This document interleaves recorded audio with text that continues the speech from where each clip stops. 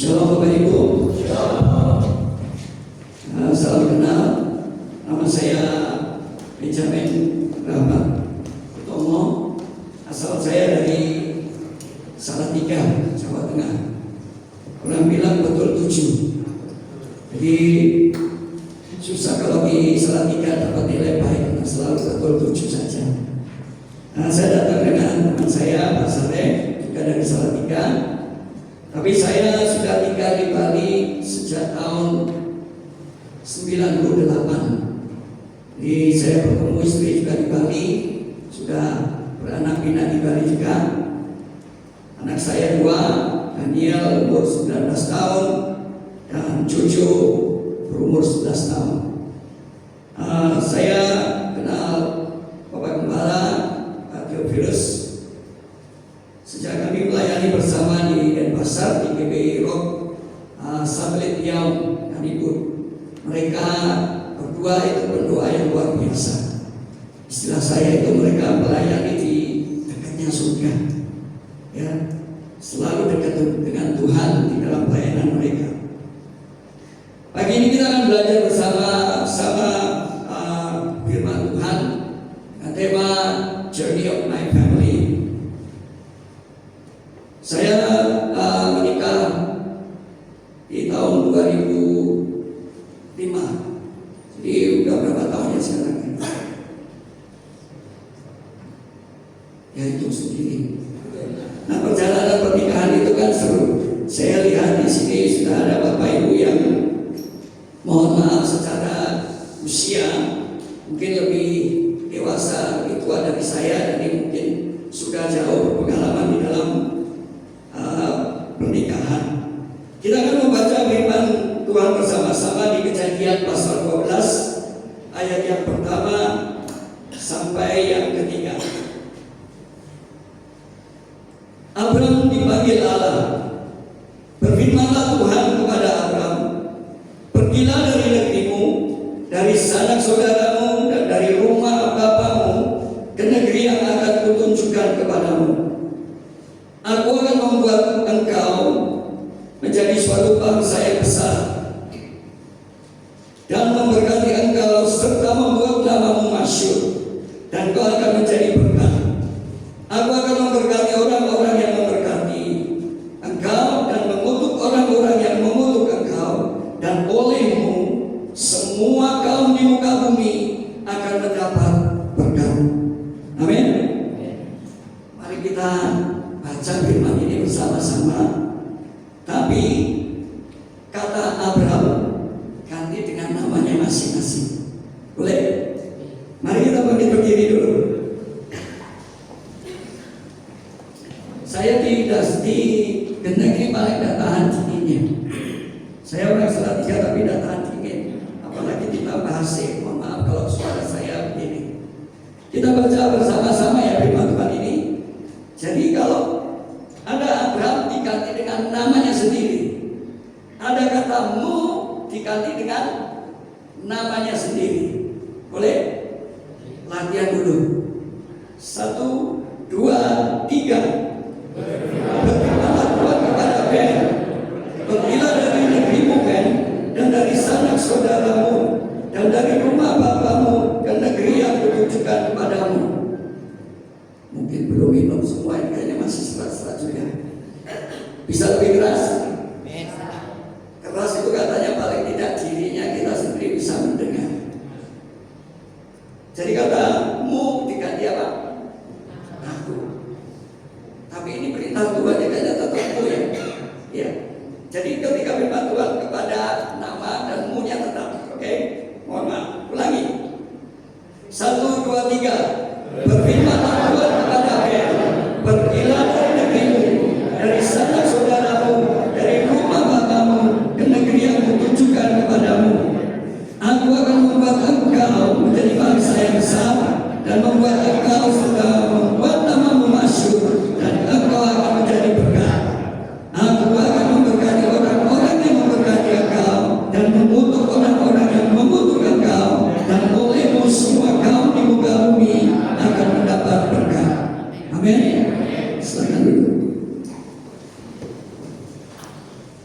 Sungguh luar biasa janji Tuhan yang diberikan kepada Abraham. Saya percaya janji ini diberikan untuk kita. Amin. Dulu waktu kita menikah kan juga sama. Kita harus keluar dari rumah orang tua kita dengan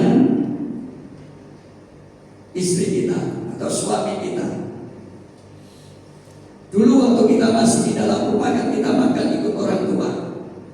Ketika kita keluar rumah, kita harus menghidupi diri sendiri, kemudian menghidupi istri dan juga menghidupi anak-anak. Jadi suatu perjalanan yang baru ketika kita memasuki pernikahan yang baru. Nah, kita mesti berjalan bersama dengan Tuhan di dalam pernikahan kita. Nah, posisi kita ini seperti apa? Yang luar biasa sebagai orang percaya bahwa kita adalah umat pilihan Tuhan. Next slide-nya. Kita dipilih oleh Tuhan. Ulangan 7 ayat 6 sampai 8. Sebab engkau umat yang kudus bagi Tuhan Allahmu. Engkau yang dipilih oleh Tuhan Allahmu dari segala bangsa, muka bumi untuk menjadi umat kesayangannya. Bukan karena lebih banyak jumlahmu dari bangsa manapun juga, maka hatinya terpikat olehmu dan memilih kamu. Bukankah kamu ini yang kecil dari segala bangsa? Karena Tuhan mengasihi kamu dan memegang sumpah yang diikrarkannya kepada nenek moyangmu, maka Tuhan telah membawa kamu keluar dengan tangan yang kuat dan menebus engkau dari rumah perbudakan, dari tangan Firaun raja Mesir. Israel itu kan sangat terkenal sebagai kaum yang tegar tengguh. Tegar tengguh itu bahasa Jawanya baik. Kalau bahasa Balinya itu bengkung. Kalau bahasa Jawanya itu apa? Mokom. Ya itu dia. Bahasa Prancis ya. Moelan. Kalau bahasa di tempat saya kayaknya double. Ya, sudah datang kepada Tuhan, diberkati, jauh dari Tuhan. Begitu mereka di ayat, mohon maaf boleh dilakukan minum Pak. Lama-lama suara saya habis. Boleh ya saya minum dulu ya.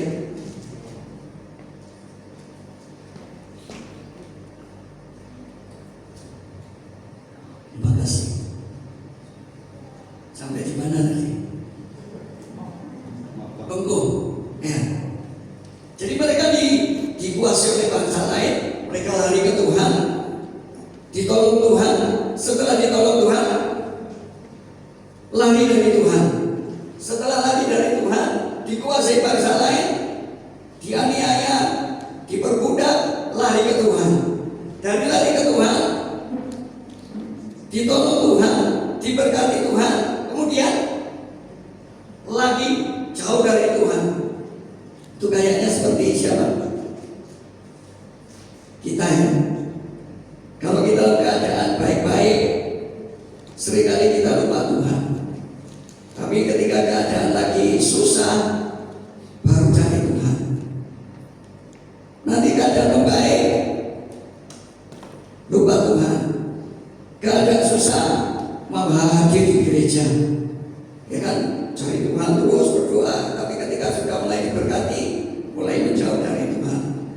Tapi anehnya, hebatnya, Israel yang seperti itu dipilih oleh Tuhan. Karena untuk memilih umatnya itu hak prerogatifnya Tuhan. Sama seperti Tuhan ketika Tuhan memilih kita. Pantas gak sih kita ini dipilih oleh Tuhan?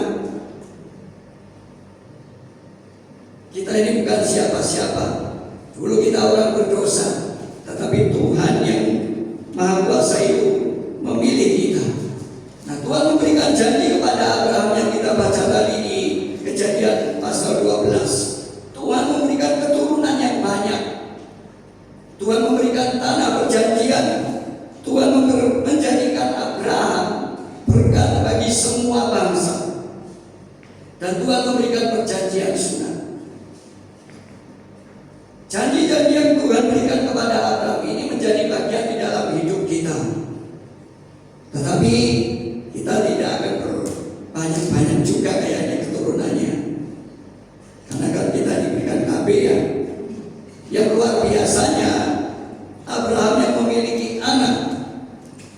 yang datang dari janji, yaitu Ishak, yang satu saja itu lahir dari banyak, menjadi banyak anak-anak sampai seperti pasir di laut.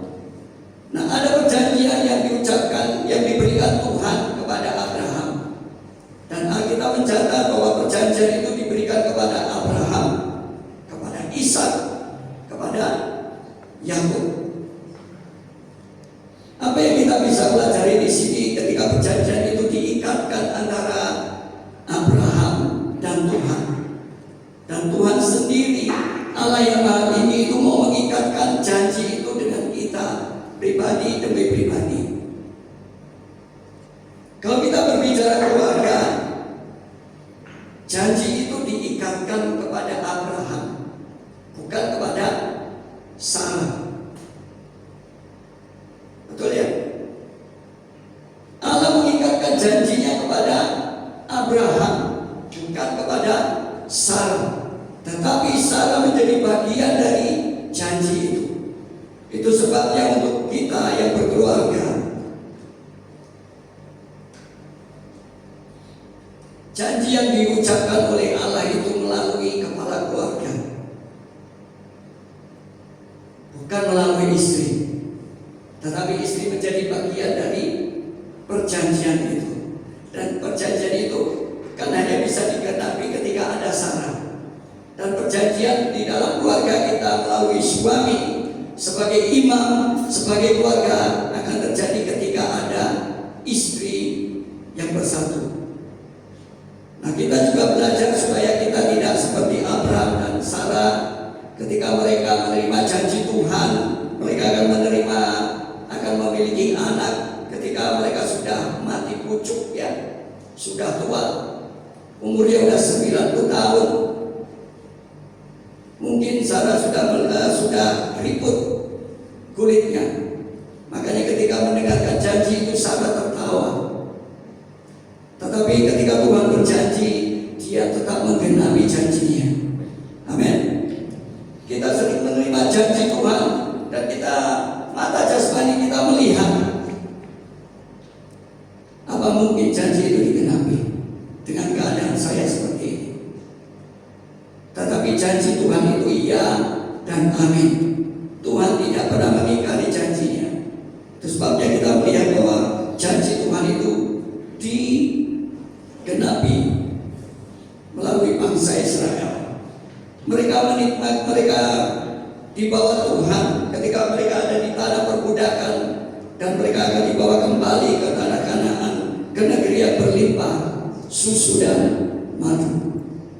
Keluaran 3 ayat 8. Sebab itu aku telah turun untuk melepaskan mereka dari tangan orang Mesir dan menuntun mereka keluar dari negeri itu ke suatu negeri yang baik, yang luas, di suatu negeri yang berlimpah-limpah susu dan madunya, ke tempat orang Kanaan, orang Het, orang Amori, orang Feris, orang Hewi, dan orang Yebus. Yosua pasal 5 ayat ke-6. Sebab 40 tahun lamanya orang Israel berjalan melalui padang gurun sampai habis mati seluruh bangsa itu, yaitu orang-orang yang laki-laki yang keluar dari Mesir dan yang tidak mendengarkan perkataan Tuhan. Kepada mereka ini Tuhan telah bersumpah bahwa Ia akan memperlihatkan kepada mereka negeri yang dijanjikan Tuhan dengan sumpah kepada nenek moyang mereka, untuk memberikannya kepada mereka suatu negeri yang berlimpah-limpah susu dan madu. Kita percaya bahwa Tuhan akan memberikan negeri yang berlimpah susu dan madu. Amin. Amin. Amin. Amin. Yakin? Yakin? Tapi apakah kita akan bersiap untuk melalui proses sebelum kita menikmati negeri yang berkelimpahan susu dan madu itu? Karena di situ dikatakan di ayat Keluaran 3 ayat 8, di tempat itu ada orang Kanaan, orang Het, orang Amori, orang Feris, orang Hewi, dan orang Yebus. Ada negeri-negeri yang harus dikalahkan. Sebelum mereka menguasai tanah perjanjian itu, mereka harus mengalahkan bangsa-bangsa yang ada di sana. Bahkan di dalam perjalanan 40 tahun dari tanah Mesir sampai ke Kanaan, 40 tahun, firman Tuhan mengatakan sampai habis seluruh bangsa itu, yaitu orang laki-laki yang keluar dari Mesir yang tidak mendengarkan perkataan Tuhan. Janji Tuhan itu bersyarat. Janji Tuhan itu bersyarat. Semua orang bangsa Israel, kita semua menerima janji Tuhan. Tetapi tidak semua orang Tuhan izinkan memasuki tanah Mesir, tanah perjanjian. Betul? Mereka mendengarkan janji Tuhan, tetapi semua yang lahir di Mesir itu Tuhan habiskan di dalam perjalanan 40 tahun itu. Dan mereka tidak Tuhan izinkan memasuki tanah perjanjian.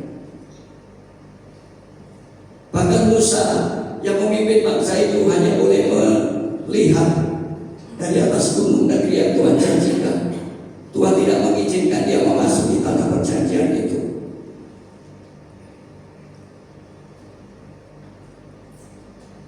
Apakah kita yakin kita akan menerima janji itu?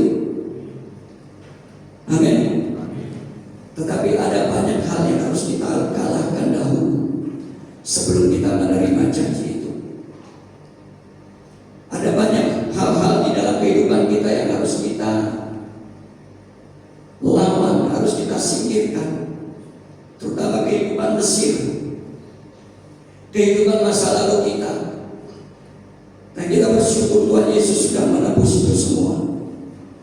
Tetapi Tuhan terus memproses kita di dalam perjalanan kita menuju ke tanah perjanjian.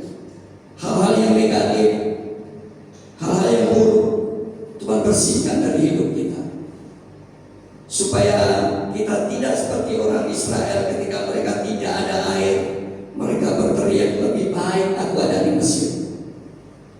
Ketika mereka tidak ada makanan, mereka berteriak kepada Musa, lebih baik kami mati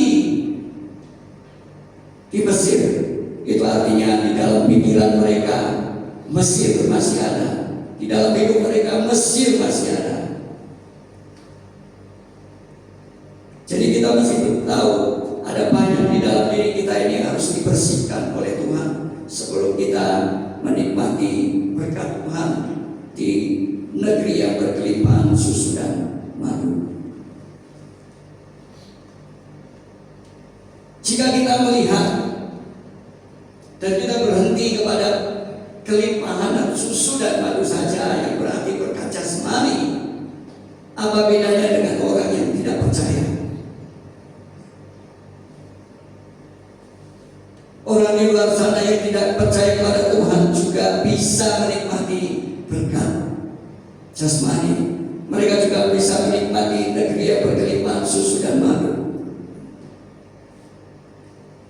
Saya lihat, mungkin termasuk saya, Gembala dan juga beberapa orang sepertinya pendatang di kota ini. Betul?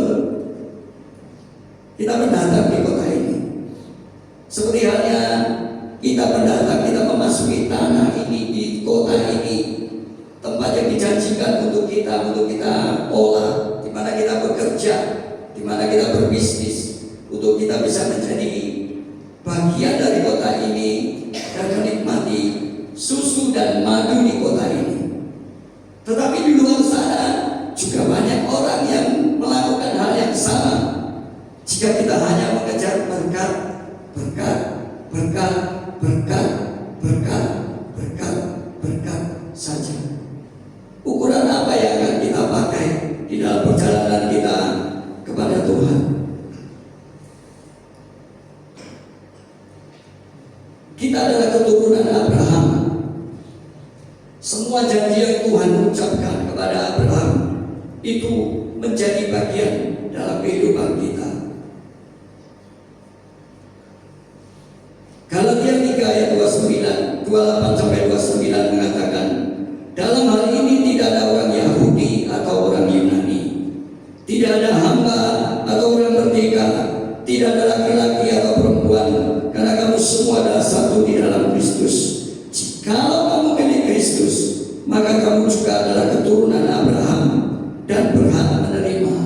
janji Allah. Kita berhak menerima janji itu. Tetapi ingat, penggenapan janji itu tidak mudah.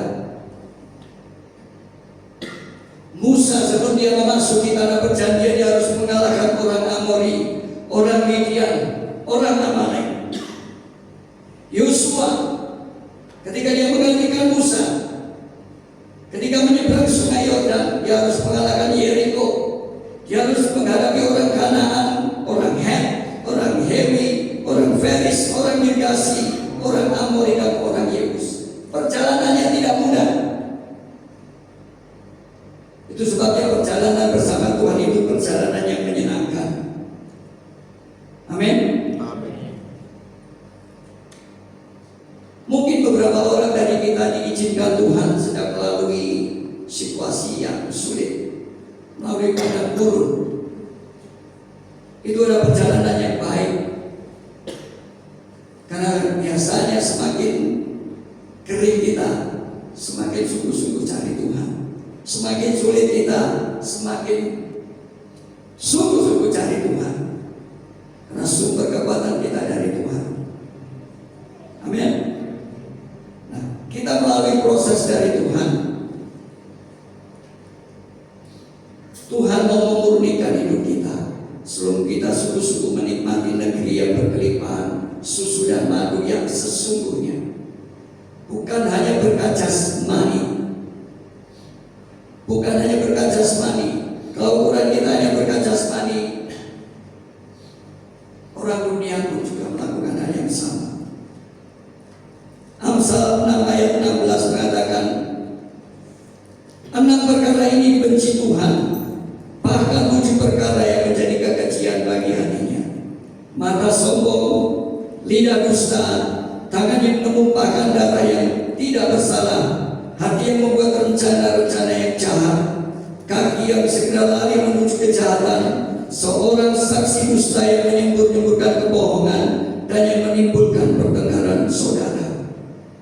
Hal-hal yang buruk di dalam diri kita yang dibenci Tuhan, di dalam perjalanan kita menuju ke tanah perjanjian itu, Tuhan izinkan untuk dibersihkan.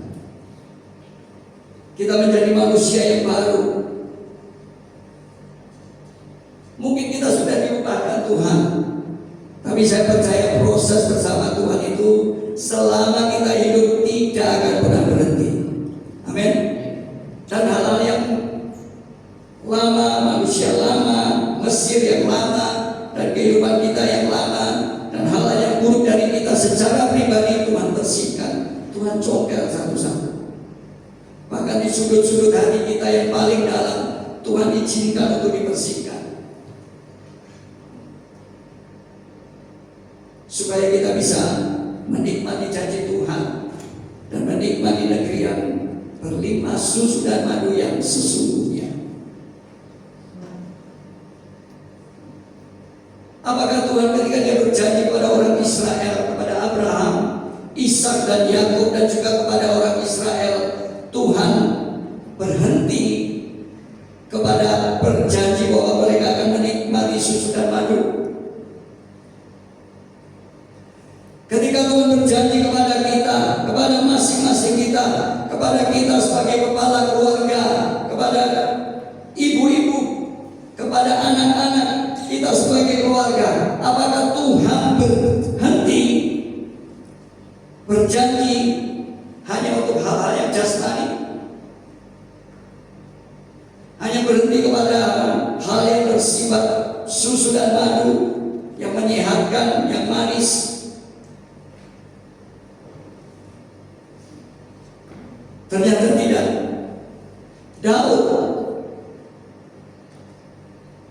orang yang Tuhan sebut seseorang yang berkenan kepada Tuhan, God's own heart.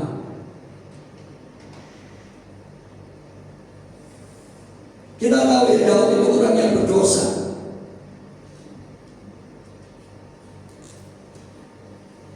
Ketika dia ada di soto istananya, dia melihat tante, siapa namanya? Bathsheba. Dan dia tergoda, dan dia melakukan hal yang jahat, yang buruk untuk suaminya, dan dia membunuh suaminya dan mengambil hasil. Tetapi orang yang melakukan hal yang buruk itu Tuhan sebut sebagai apa? Orang yang berkenan di hatinya. God's own heart. Bahasa Inggrisnya mengatakan God's own heart. Hatinya Tuhan sendiri. Nah, Daud mengatakan dalam nyanyian siarannya, sebab Tuhan telah memilih Sion, mengingininya menjadi tempat kedudukannya. Inilah tempat perhentianku untuk selama-lamanya. Di sini aku hendak berdiam, sebab aku mengingininya. Tuhan berjanji kepada orang Israel. Tuhan berjanji kepada bapa leluhur mereka, Abraham, Ishak dan Yakub, suatu negeri yang berkelimpahan susu dan madu. Dan Tuhan tidak berhenti sampai di situ. Ternyata Tuhan di negeri yang berlimpah susu dan madu itu, dan negeri yang baik itu, di mana orang Israel harus berjuang dahulu untuk memasukinya. Mereka harus mengalahkan bangsa-bangsa yang ada di sana. Mereka harus mengalahkan diri mereka sendiri di dalam perjalanan mereka menuju ke tanah perjanjian. Di tanah itu, di tanah perjanjian itu, Tuhan menentukan satu gunung, di mana Tuhan sendiri mengatakan, inilah tempat perhentianku untuk selama-lamanya. Di sini aku hendak berdiam dan aku mengingininya. Jadi ketika Tuhan berfirman kepada orang Israel, negeri yang berkelimpahan susu dan madu, Tuhan tidak berbicara hanya hal-hal yang jasmani, tetapi Tuhan berbicara tentang dirinya sendiri, di mana Tuhan mau berdiam di antara bangsa Israel. Amin. Samanya kita di dalam keluarga kita, Tuhan tidak berhenti memberkati kita secara jasmani. Karena berkat jasmani itu sangat mudah buat Tuhan. Karena Tuhan punya yang tak punya emas dan perak. Amin. Untuk memberkati kita secara jasmani itu sangat mudah buat Tuhan. Tetapi yang Tuhan inginkan di dalam kehidupan kita, yang Tuhan inginkan di dalam keluarga kita, adalah Tuhan menemukan tempat perhentiannya.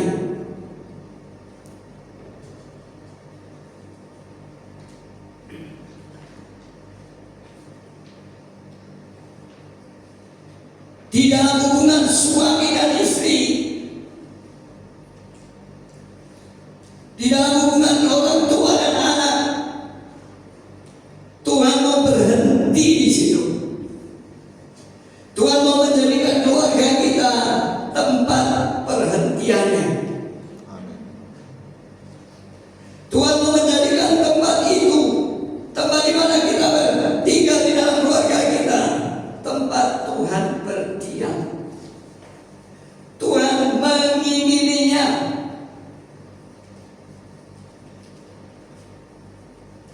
Tuhan mengingininya. Jadi kita harus merubah pikiran kita untuk tidak hanya mencari berkat. Jangan mengukur kebaikan Tuhan hanya dari berkat. Jangan hanya mengukur semua yang Tuhan berikan itu karena berkat. Kita beribadah karena kita mencintai Tuhan, karena tidak mengejar berkat. Kita harus tahu bahwa Tuhan mau menjadikan kita tempat perhentiannya, di mana Tuhan bersemayam. Itu sebabnya firman Tuhan mengatakan bahwa kita ini adalah baitnya Tuhan. Amin. Dan Tuhan mau bertahta. Nah, keluarga kita, tadi saya katakan bahwa laki-laki, kepala keluarga, dia yang menerima janji. Tetapi istri adalah bagian dari penggenapan janji itu. Dari lebih dari penggenapan janji itu adalah Tuhan mau bertahta dan menjadikan keluarga kita perhentiannya. Amin. Kita akan menjadikan tempat di mana Tuhan berkata itu menjadi ultimate destination, tujuan yang paling akhir, tujuan puncak dari perjalanan keluarga kita. Karena di sana, inilah tempat perhentianku selama-lamanya. Di sini aku hendak diam, sebab aku mengingininya. Makanan penduduknya akan kuberkati dengan berlimpah-limpah. Orang-orangnya yang miskin akan kukenyangkan dengan roti. Imam-imamnya akan kukenakan keselamatan. Orang-orangnya yang saleh dengan girang akan bersorak-sorai. Di dalam perhentian Tuhan ada sukacita, ada berkat yang sesungguhnya, ada berkat yang sejati, ada sukacita yang sejati, ada anugerah Tuhan yang sejati, yang kita tidak bisa mengukurnya. Akan sangat salah kalau kita mengukur berkat Tuhan hanya dari hal yang bersifat jasmani. Dari tempat Tuhan, dari Bukit Sion akan datang pengajaran, akan mendatangkan hukum bagi kita.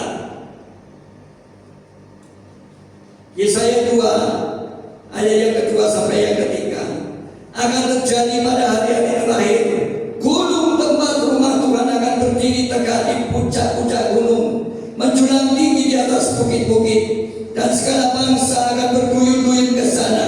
Banyak suku bangsa akan pergi serta berkata, mari kita naik ke gunung Tuhan, ke rumah Allah Yakub, supaya Ia mengajar kita tentang jalan-jalannya, supaya kita berjalan menempuhnya. Sebab dari Sion keluar pengajaran dan firman Tuhan dari Yerusalem.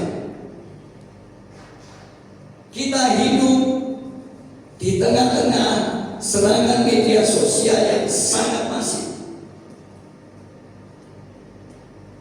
Ketika kita bengong, apa yang kita pegang?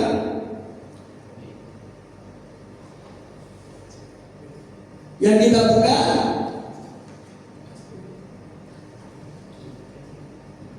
Facebook. Kayaknya Facebook sekarang buat anak-anak muda udah ditinggal ya. Tidak terlalu. Kalau mereka kenalan, IG-nya apa? Nah gitu. Nah, betul kan? Betul. Mereka kalau yang masih Facebook kayaknya sudah generasi ubanan. Ya kan anak muda biasa pakai Instagram. Ketika kita umum, tidak laki-laki, tidak perempuan, tidak tua, tidak muda, buka Facebook. Bosan buka Facebook, buka Instagram. Instagram habis, buka TikTok. Ya kan? Berjam-jam kita bisa mantengin TikTok itu.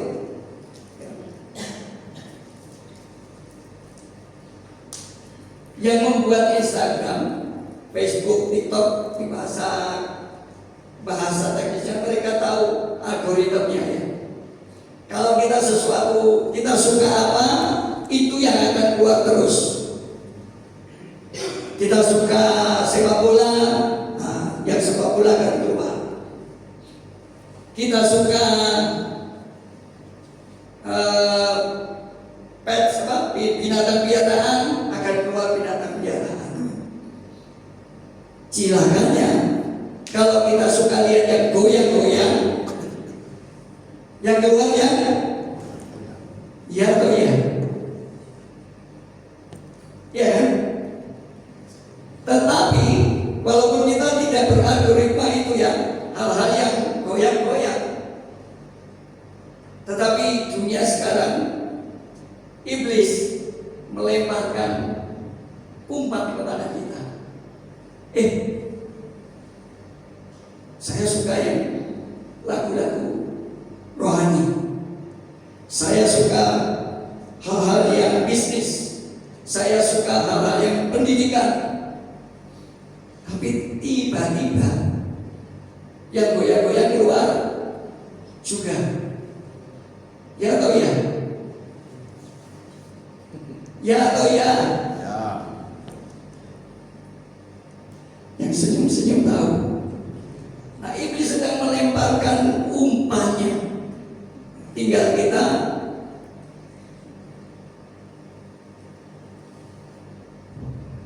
scroll atau klik atau tap. Godaannya luar biasa.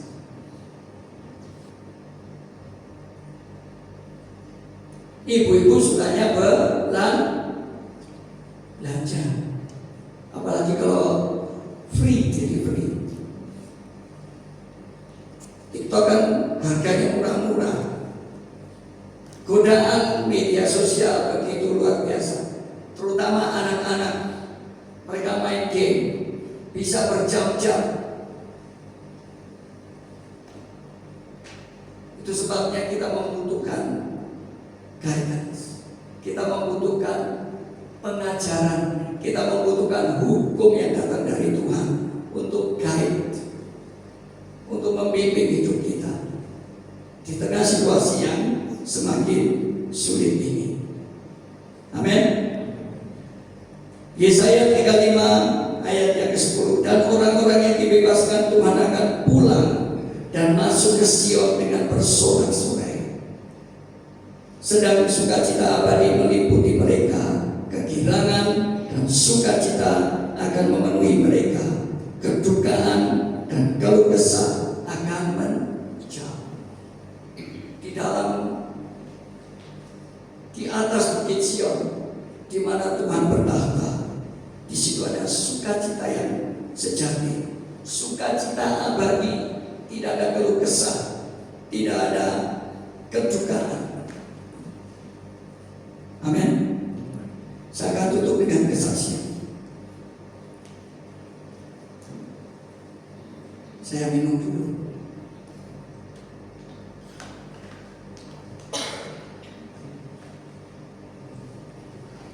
Tahun 2022,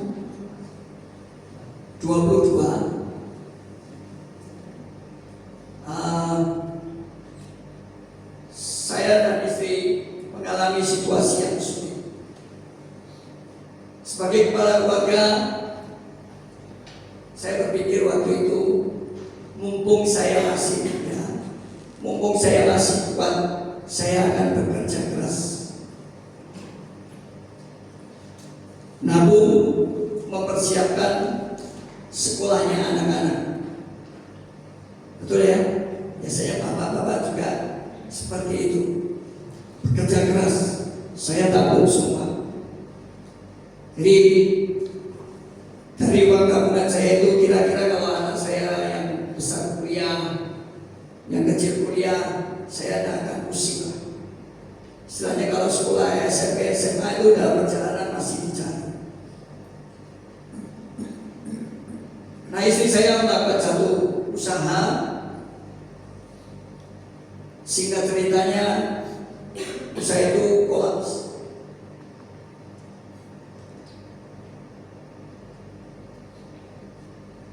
Waktu itu saya bekerja di satu perusahaan dan saya sering keluar kota.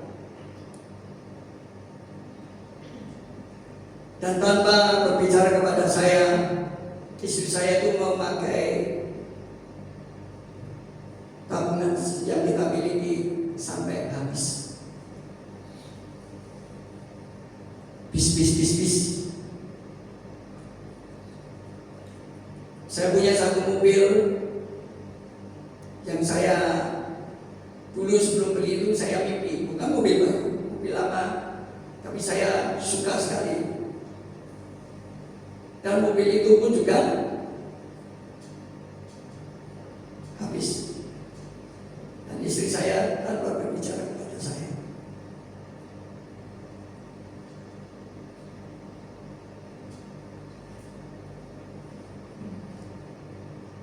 saya marah.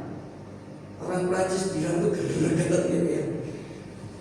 Mau marah tapi ya marah, tapi gitu. Dan tidak hanya itu aja. Dan ternyata istri saya itu ada hutang di beberapa tempat.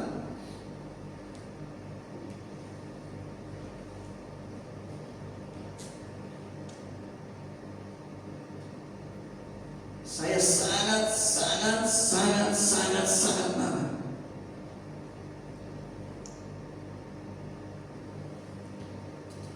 Tapi dia kan tetap istri saya kan, dan ibu anak-anak saya.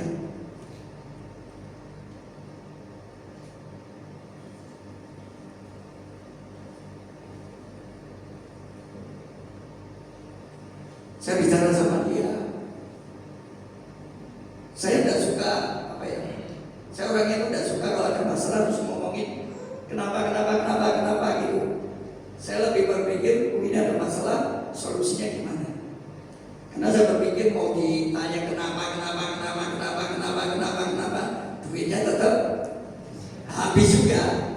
Kenapa dimarahin, duitnya juga tidak akan balik. Jadi kita berpikir bagaimana solusinya sekarang.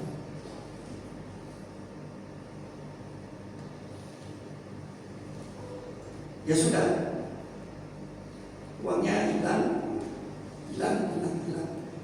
Tapi saya bersyukur kepada Tuhan. Saya waktu itu bersyukurnya begini.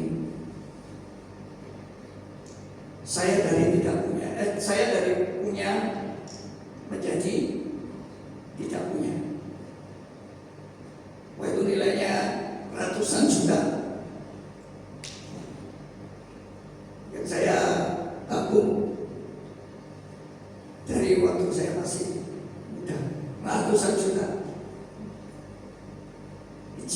Tuhan izinkan untuk itu. Tapi saya berusaha, dan saya berusaha sungguh-sungguh untuk melihat dan berpikir positif. Saya hanya dari punya uang menjadi tidak punya uang. Sesudah itu tidak ada tanggungan apa-apa. Karena istri saya yang utang itu, saya juga masih ada uang, saya bayar juga. Jadi ya sudah kan, selesai ya kira-kira kan gitu. Adik saya dari Jawa Tengah sana salah tinggal telepon saya. Mas, ini terima surat tagihan dari koperasi. Rumah bapak harus dibayar kalau tidak diambil. Berapa? Di foto dikirim ke saya. 500 juta lebih. Bapak wis nangis. Sudah saya bilang sama adik saya, wis bilang sama bapak, nggak usah dipikir, nggak usah pusing, masukin terus nama saya di rumah itu, nama kecil saya urut, masukin terus. Dalam hati saya bersurat duit.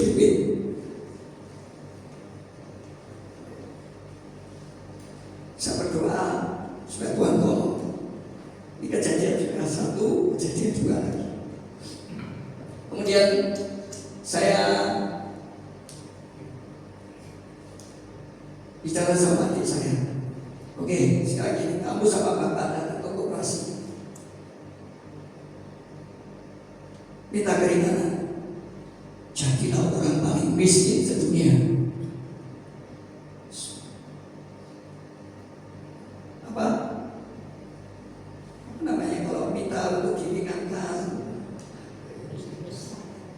Memohon-mohon lah gitu ya, kira-kira memohon-mohon, pokoknya jadi orang miskin sedunia saya bilang. Tapi kita harus berdoa dulu, kita berdoa sama-sama. Dari 500 juta lebih itu, ya sudah suruh bayar aja 75 juta. Mas, ini cuma suruh bayar 75 juta. Pergi sekali lagi, saya bilang. Pergi sekali lagi. Pokoknya di bos tinggal tuh satu dia, pokoknya semua alasan dikeluarin. Saya tidak tahu dia ngomongnya gimana juga ya. Terus balik lagi, sumbayar ini dikurangi mas, cukup bayar 70 juta. Lumayan kan kurangnya? Kalau punya uangnya, ya kan? 70 juta. Tidak punya uang saya. Ternyata tiba-tiba ada tagihan saya yang lama dan dibayar keluar, dan jumlahnya pas. Jadi cuma lewat. Tuhan ajaib ya. Saya bersyukur sungguh-sungguh buat Tuhan. Jadi rumah Bapak, rumah kecil kita tidak jadi hilang. Setelah diurus sama adik saya yang cewek, proyeknya segala proses, saya dapat sertifikatnya kan. Ternyata sertifikatnya itu adik saya ini yang cowok nakal juga ternyata. Jadi sudah dibalik nama ke dia. Dan adik-adik saya yang cewek yang tanda tangan sebagai saudara, saya enggak ada. Bandel. Jadi sudah, tapi sekarang sertifikatnya saya pegang. Saya tidak bisa jualkan atas nama adik saya juga. Adik saya juga tidak bisa jual karena saya yang pegang. Dipuji Tuhan. Aman.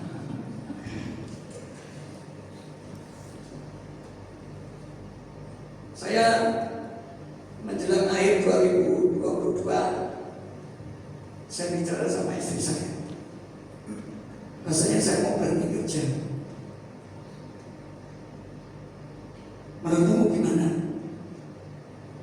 Ya udah nggak apa-apa. Terus mau ngapain? Istri saya jualan mie, kan cuy mana? Kayak pasar. Ya udah buka cuy mie aja. Oke. Nah 3 bulan sebelum masa kontrak saya habis, saya bicara sama bos saya mau berhenti. Ditahan, tapi hanya dikasih untuk tidak berpanjang. Nah ini mulai sedang, sudah tidak punya uang, tidak punya gaji lagi, ya kan? Karena saya waktu itu sudah dapat titik kayaknya sudah capek juga nyari uang bukan segalanya. Beberapa minggu setelah saya memutuskan tidak bekerja, saya menerima berkat yang luar biasa. Hubungan saya dengan anak-anak saya itu baik-baik saja, sepertinya, terutama dengan anak saya yang paling besar. Tetapi dia itu paling takut dengan saya. Jadi kalau bicara sama saya itu kayak tidak bisa ngomong. Dan saya tahu problem itu sudah bertahun-tahun, dan saya sudah berdoa, berusaha supaya saya dekat dengan dia. Tapi satu hari di ibadah di gereja, saya percaya waktu Tuhan yang luar biasa itu terjadi rekonsiliasi antara saya dengan anak saya.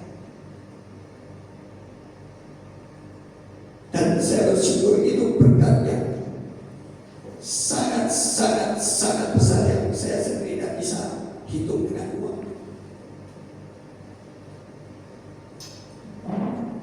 Kemudian saya ini, jadi saking situasinya seperti itu dengan anak saya. Anak saya itu nilai sekolahnya jeblok. Tahu nilai jebloknya itu 2, 3, bukan 6, bukan 4, 5 ya. Nilainya 2, nilainya 3. Saya dipanggil ke sekolah, sudah Pak, ini SP ketiga. Jadi SP 1 dan 2 itu saya tidak tahu. Istri dan anak saya merahasiakan dari saya. Ya ini percaya ini waktunya Tuhan. Di sekolah SP 3, guru BP sudah 4 guru waktu itu pukul, Pak, ini pelanggaran satu saja, sekecil apapun, Daniel keluar, karena poinnya sudah habis.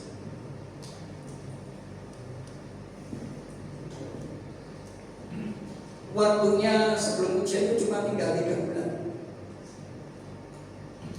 Dan saya bersyukur terjadi rekonsiliasi saya dengan anak saya. Ketika dia dapat SPU, saya tidak marah dengan dia, saya hanya ketawa. Saya cuma bilang, Daniel, nanti kamu akan punya cerita yang seru. Ya, bapaknya ketawa dulu gitu kayaknya SMA. Dulu kan kita punya cerita bandel kita ya. Kamu akan punya cerita yang seru. Kemudian saya fokus dengan dia, tolong dia belajar. Beberapa hal saya dampingi, beberapa hal dengan guru bimbel, dan dia bisa mengejar nilainya. Wah, saya juga 3 bulan nilainya terkejar. Sebelum lulus dia ikut ujian di satu universitas di Malang, dan dia diterima, juga dapat beasiswa itu. Kemudian dia juga ikut ujian akhir dan lulus. Luar biasa juga kuasa pemulihan dari Tuhan. Dan saya bersyukur lebih daripada itu. Inilah negeri yang berkelimpahan susu dan madu. Bukan hal-hal yang bersifat jasmani saja, tetapi lebih dalam dari itu. Saya percaya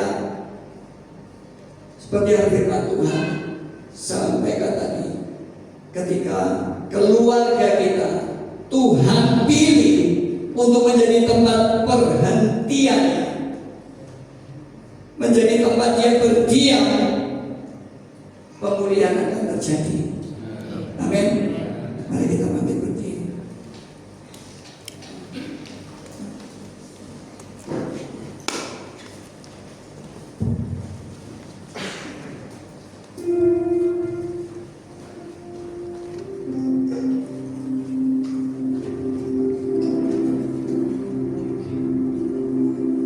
Makasih Tuhan Yesus untuk firman.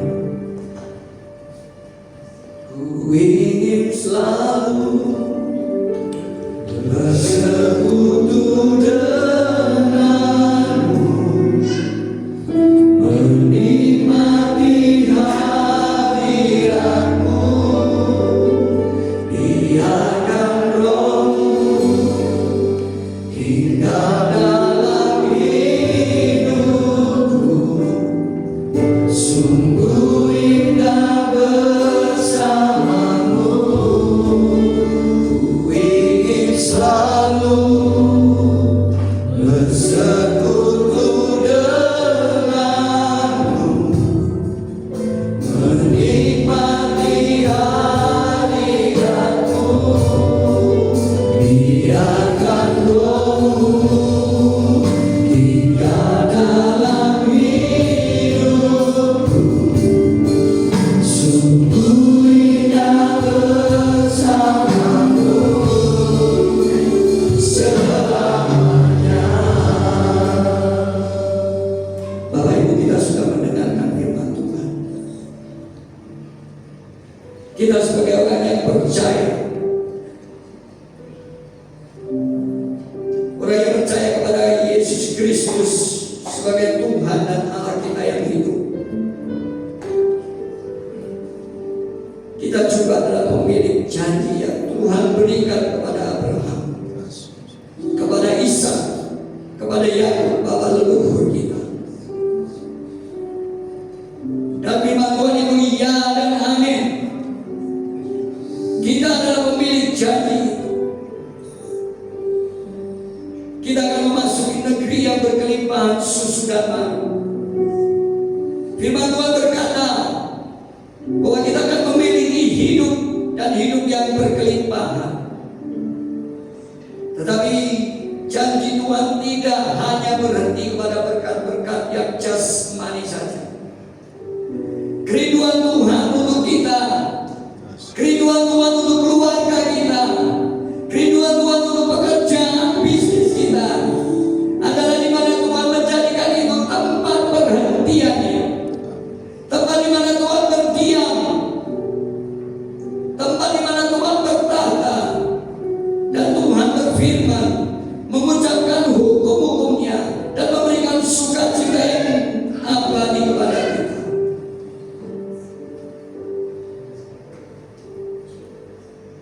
Bapak Ibu suami istri yang datang, mari bergandengan tangan. Angkat tangan kita tinggi-tinggi. Suami-suami, angkat tangan kita di hadapan Tuhan. Ibu-ibu, angkat tangan kita di hadapan Tuhan. Bahkan anak-anak, pemuda, remaja, angkat tangan kita di hadapan Tuhan. Masing-masing kita berdoa. Undang Tuhan untuk menjadikan keluarga kita, diri kita, pribadi kita, hubungan suami istri, anak-anak, hubungan orang tua dan anak, tempat perhatiannya Tuhan.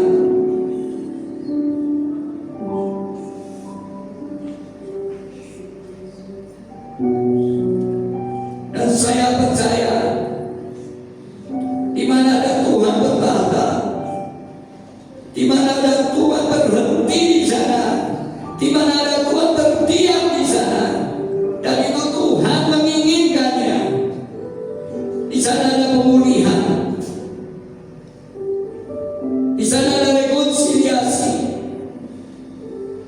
Saat ini saya tidak tahu apa yang sedang terjadi antara Bapak Ibu, adik-adik yang muda. Apa yang terjadi dengan kalian saya tidak tahu. Tetapi Tuhan Allah yang Maha Tinggi, Dia tahu dan Dia mengenal kita, dan Dia mengingini kita untuk menjadi tempat perhatiannya. Dan Tuhan mau memulihkan kehidupan kita.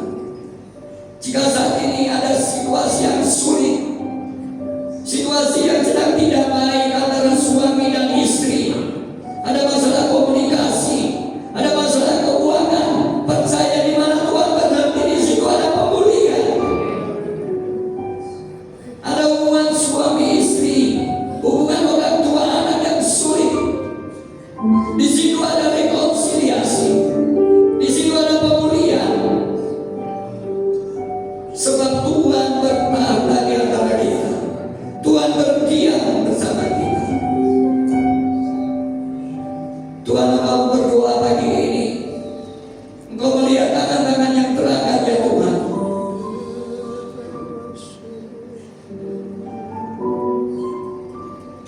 Engkau yang melihat mereka dari tempatmu yang maha tinggi.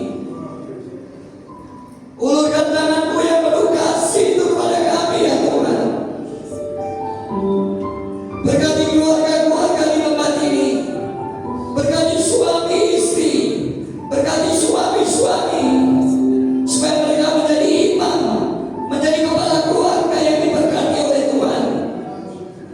Berkati mereka Tuhan, urapi mereka, berikan mereka kekuatan selalu Tuhan. Ibu-ibu yang sedang berbeban berat saat ini Tuhan, Tuhan ulurkan tangan kasih-Mu, tumpang tangan atas mereka, urapi mereka, lepaskan beban mereka ya Tuhan. Shemena Masurabasi Kebela